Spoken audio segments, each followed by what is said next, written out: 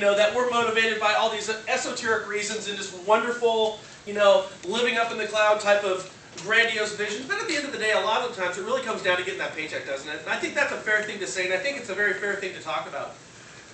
So Carl wanted us to talk about motivation and how we deal with criticism. By the way, this works better as a conversation, so if anybody has any questions or criticisms for that matter, feel free to chime in here.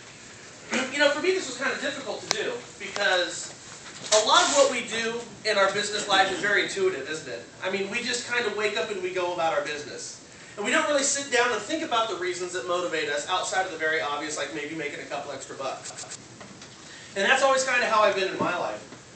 I read a book about a year ago, and there's a very interesting little article that a little piece that they put in there.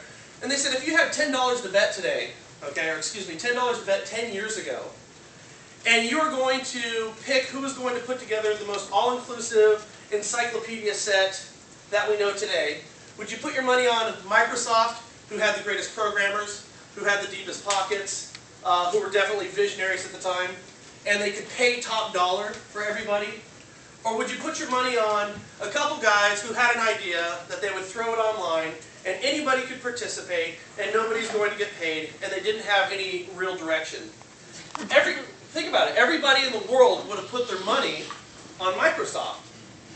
And yet just last year they discontinued their encyclopedia set and now everybody knows what Wikipedia is, right? So these are motivations that people didn't recognize 20, 30 years ago in the business world. We've always had this stick and carrot approach to motivating people.